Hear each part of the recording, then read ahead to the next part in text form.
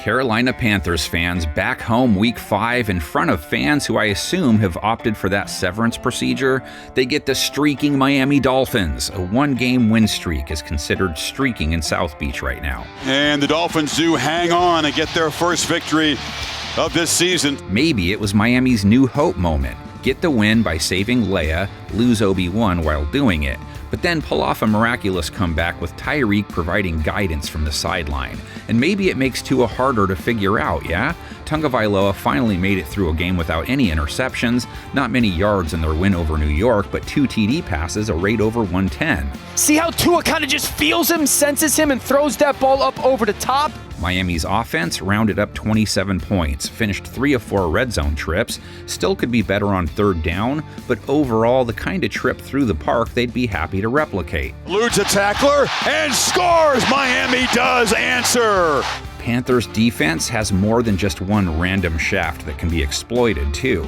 They let the Patriots convert all 4 of their red zone chances en route to surrendering 35 points, have given up 26-plus points in 3 of their 4 games. Henderson carries into the end zone for a Patriot touchdown. Tua trying to keep it going against a secondary that gave up 2 TDs and a whopping 155 rate to Drake May on 14 of 17 passing, only 202 yards, but gave up close to 12 yards per attempt to him. Hunter Henry inside the 10, down the sideline, touchdown. But here's the thing, Carolina, even after that debacle, top 10 in rate allowed for the season, had played the pass well enough prior to last week. Their pass rushes performance, on the other hand, fit their body of work.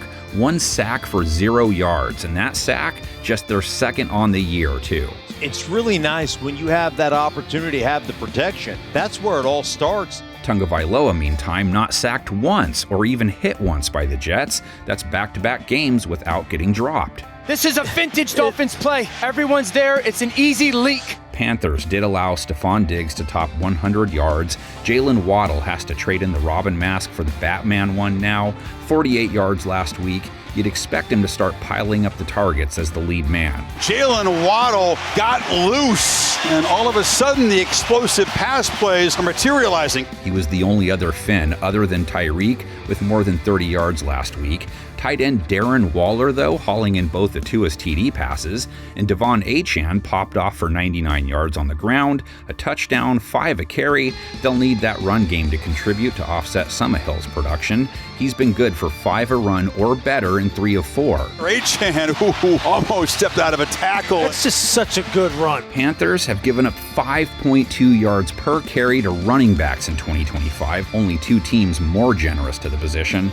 Gave up over 4 a run to 3 different Pats running backs, gave up 3 rush TDs as well. Stevenson has plenty of room. He's inside the 10, and it's 1st and goal Patriots. Heat pounding has just as much to shore up with its offense, too. Down to 18 points per game after only coming up with 13 in their latest loss. Bryce Young, just 150 yards passing, only 5 yards per attempt, hasn't cracked even 6 per attempt in a game yet.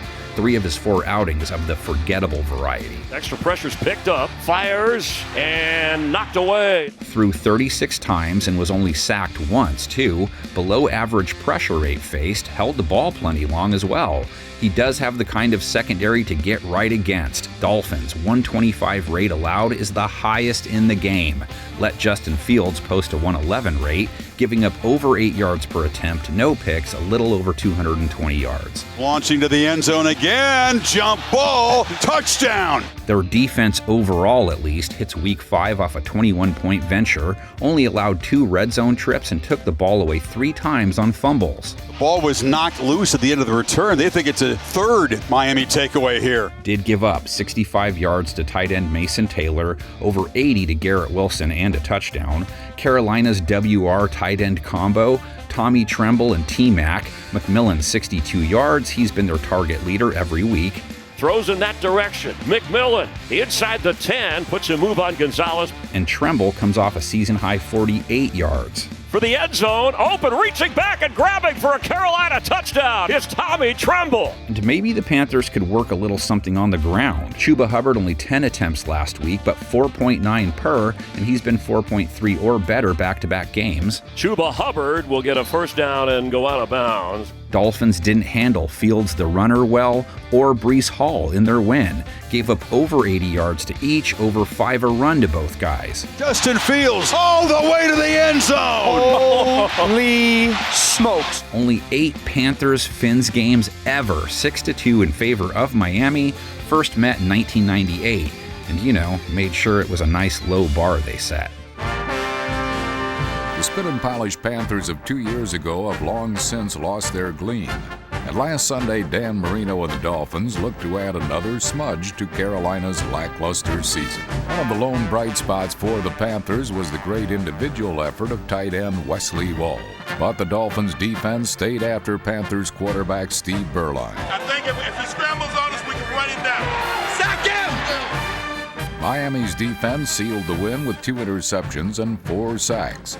And the Dolphins now have sole possession of first place heading into their crucial Monday night showdown in New England.